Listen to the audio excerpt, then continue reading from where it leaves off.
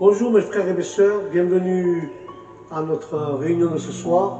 Et ce soir nous allons parler de la puissance de l'épouse qui prie. Alléluia.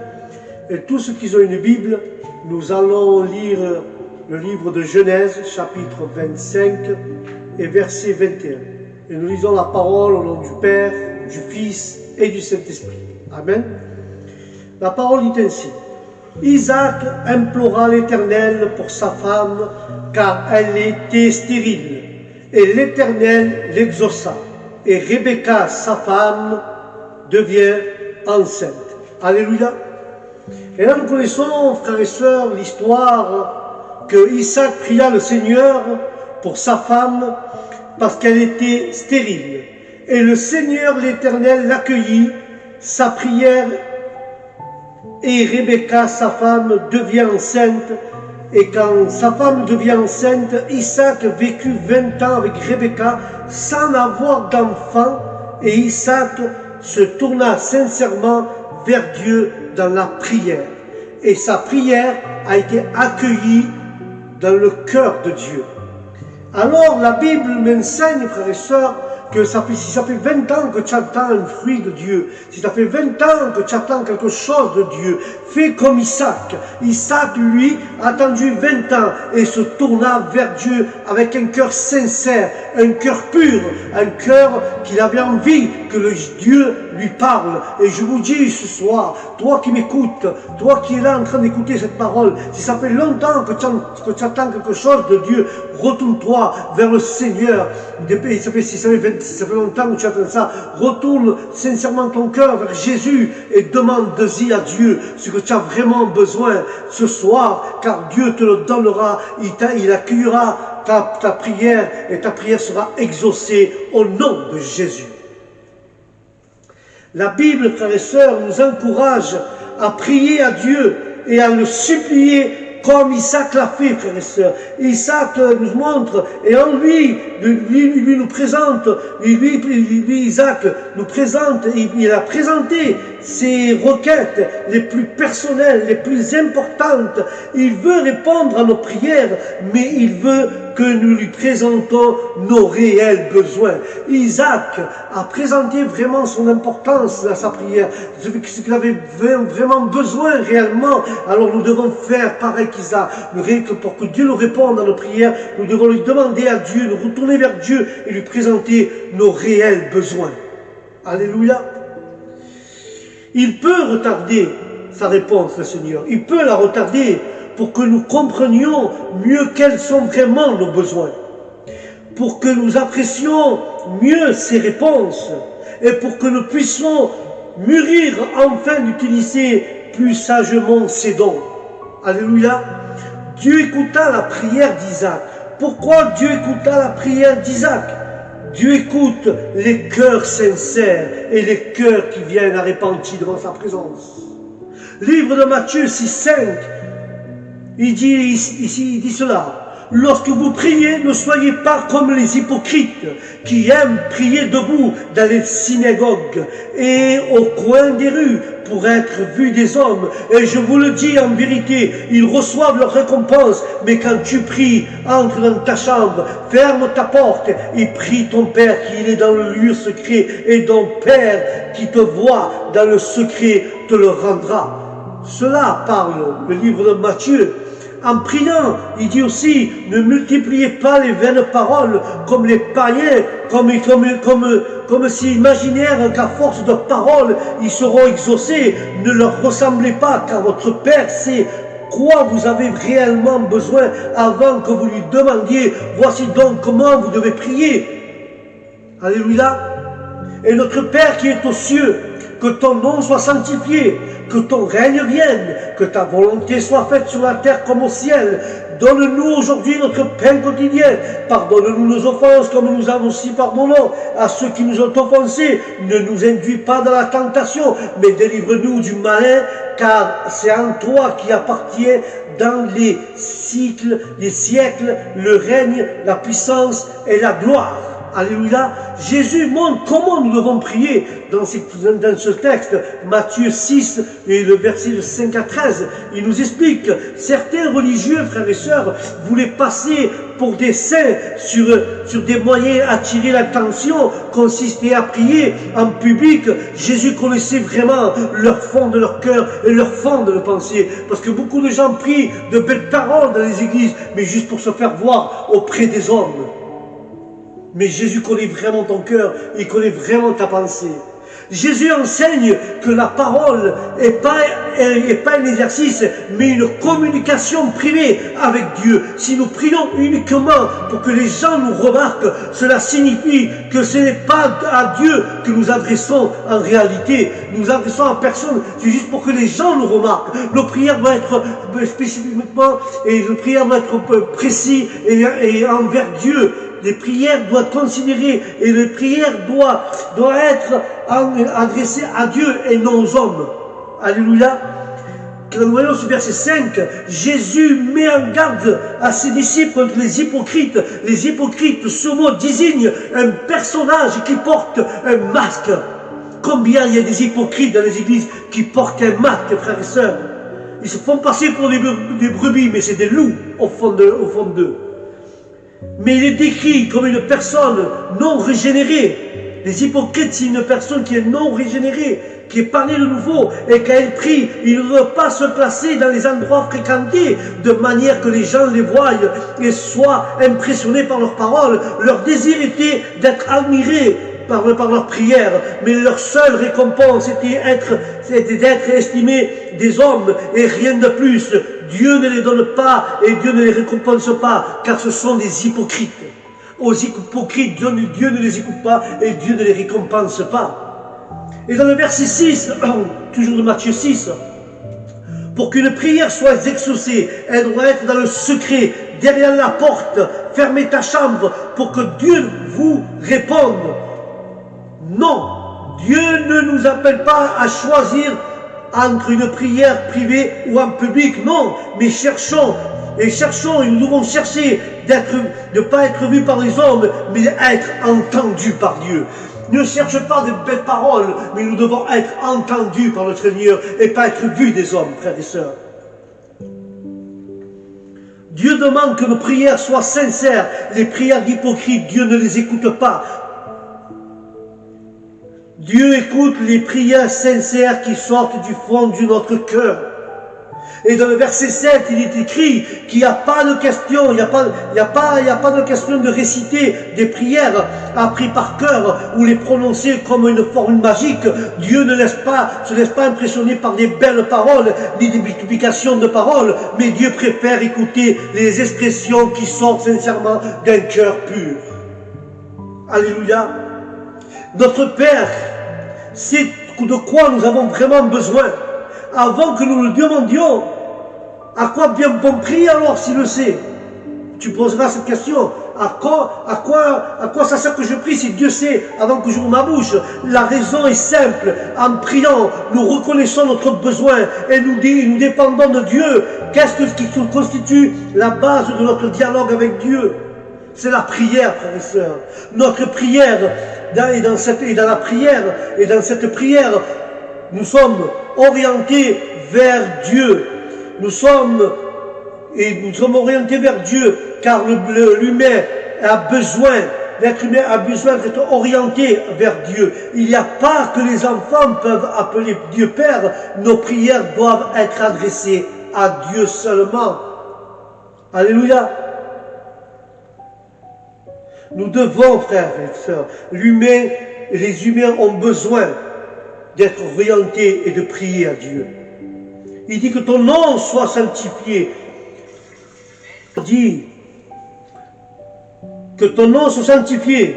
Et débutons nos prières par l'adoration, en regardant et en gardant et en rendant lui rendons la gloire et l'honneur à Dieu lui seul est digne d'adoration. Seulement Dieu est seul, à lui seul nous devons donner digne d'adoration, frères et sœurs. Quand nous disons ton règne vienne, Le règne de Christ est présent dans le cœur des croyants. Le travail de l'Esprit de Dieu commence dans nos cœurs et dans notre relation avec Dieu. Et pour voir ce travail que Dieu fait dans nos cœurs, seul Dieu doit régner dans notre cœur. Pour que le travail de Dieu s'accomplisse dans nos cœurs. Seul Dieu voit ce qu'il y a dans nos cœurs, frères et sœurs. Alléluia. Pour que Dieu règne, il doit être dans nos cœurs tout le temps. Et quelle est la volonté de Dieu? Que ta volonté soit faite. Ce ne signifie pas que nous devions nous abandonner au fanatisme, mais nous devons prier pour que l'objectif parfait de Dieu soit atteint dans le monde actuel. Comment Dieu accomplit-il sa volonté?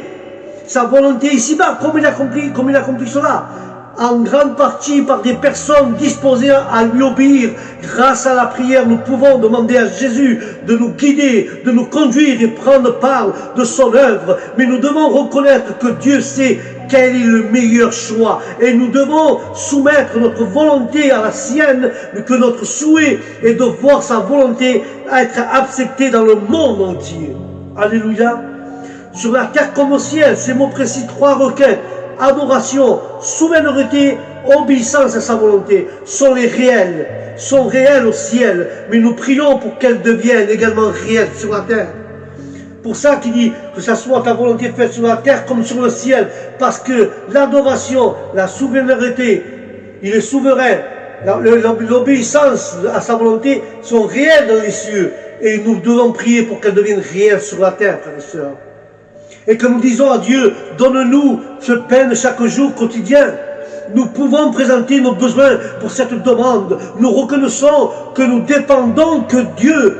Dieu est notre nourriture journalière pour notre corps et spirituel. Nous devons reconnaître que c'est Dieu qui nous soutient, c'est Dieu qui pourvoit nos besoins. Quelle erreur de croire que nous soutenons par nous-mêmes, frères et sœurs. Et quand nous mettons notre confiance en Dieu, cette confiance nous amène à croire ce qu'il sait et ce qu'il faut, il nous le donnera. Et lui, il nous renouvellera chaque jour notre force. Et lui, il nous donnera la force pour pouvoir pardonner à ceux qui nous ont offensés, frères et sœurs. Pardonnez-nous, et lui aussi nous pardonne nos péchés, car nous aussi, nous pardonnons à quiconque nous a offensés. Lorsque Jésus enseigne à ses disciples comment prier, il fait du pardon la pierre qui touche leur relation avec Dieu. Pardonne nos péchés ou nous maintenant d'accorde et que Dieu nous accorde notre pardon à ceux qui nous ont fait du mal. Mais le refus de le faire, frères et sœurs, de pouvoir pardonner à son prochain, le refus de le faire, c'est que nous n'avons pas compris grand chose au pardon, et pourtant il est nécessaire, frères et sœurs, il est nécessaire. Pensons à ceux qui nous ont fait du mal. Nous les avons pardonnés. Tu as pardonné à celui-là qui t'a fait du mal. Que diras-tu si Dieu te pose la question? Que diras-tu, frères et sœurs, si Dieu te pose la question? Que dirons-nous si Dieu nous traite comme nous traitons les autres? Tu veux maintenant ta communion avec Dieu? Si tu n'es pas disposé à pardonner à ceux qui t'ont fait du mal, comment peux-tu prétendre vivre en communion avec Dieu qui a pardonné tes fautes? Parfois, Dieu permet de passer par des tentations. Nous pouvons lui demander de nous délivrer des épreuves de Satan, que Dieu le réprimande.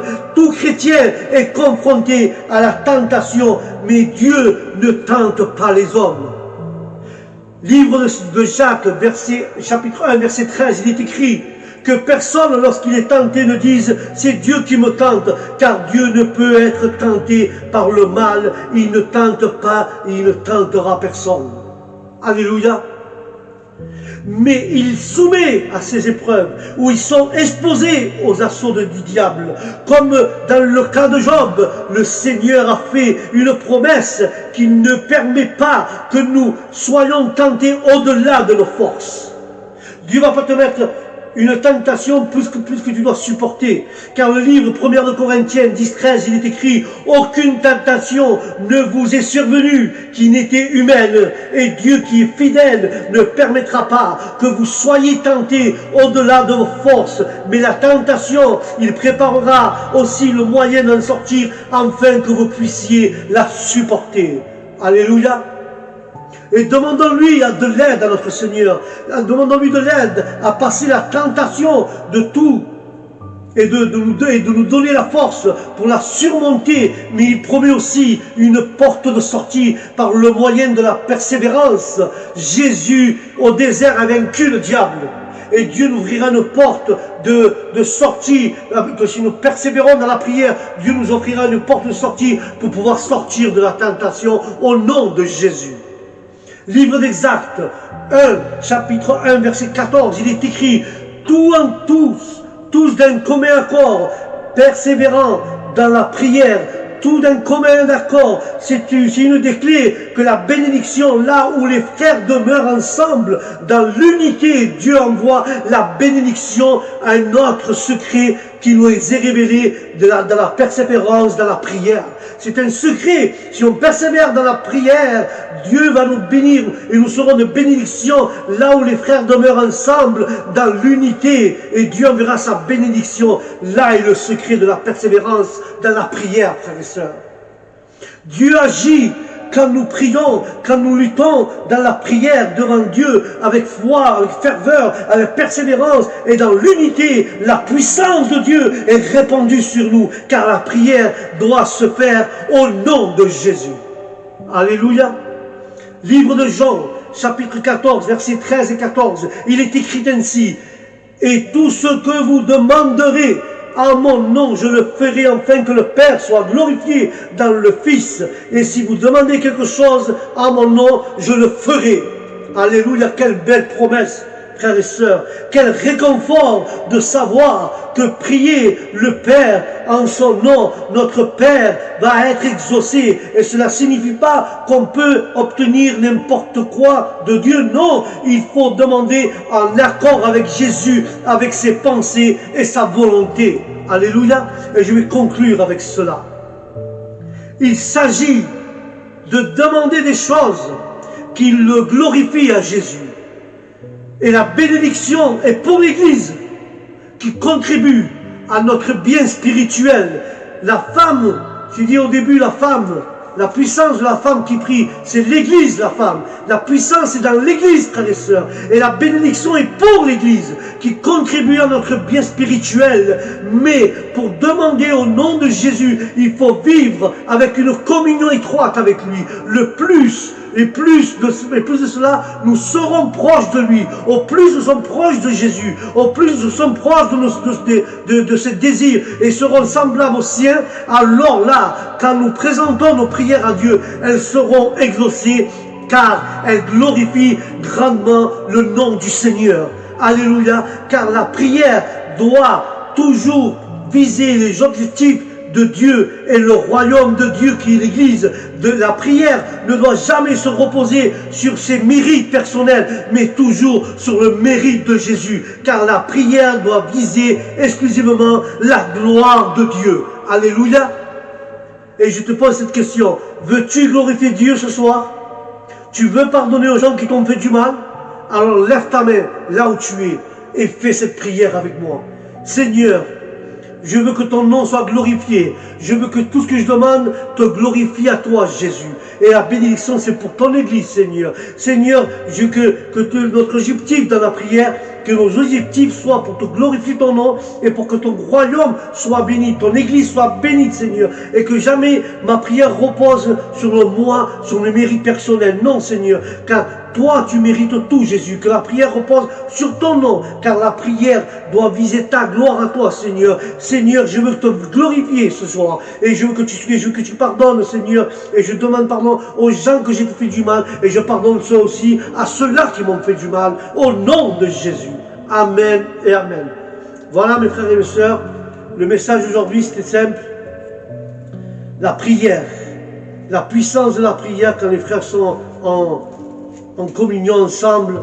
Et ça, c'est la puissance de l'épreuve, la puissance de l'épouse qui est l'Église, la puissance de l'épouse qui prie dans l'Église. Quand nous sommes un corps, unité, et nous prions à Dieu dans l'Église, alors Dieu se manifeste. Mais notre objectif, l'objectif que nous devons avoir, chacun d'entre nous, quand nous devons viser dans nos prières, nous devons viser la volonté de Dieu, et quand nous faisons quelque chose et la prière se accomplit, c'est pour lui donner la gloire à Dieu. Quand tu pries pour un malade, quand tu pries pour un problème, quand tu pries pour que Dieu guérisse des gens ou bénisse des gens, eh bien la gloire, toute la gloire lui revient à lui. C'est pas parce que c'est moi que je mérite, c'est moi qui a prié pour cette personne, c'est moi qui mérite, c'est moi qui a prié pour le cousin, c'est moi qui a prié pour la cousine. Non, le mérite ne revient pas à toi personnellement. Le mérite est pour glorifier la gloire de Dieu. Ça, c'est l'objectif du chrétien. Mais nous restons avec la bénédiction, mais la gloire lui revient à lui. Quand nous prions et une personne se guérit, la gloire revient à lui. Quand nous prions et le couple s'arrange, la gloire lui revient à lui.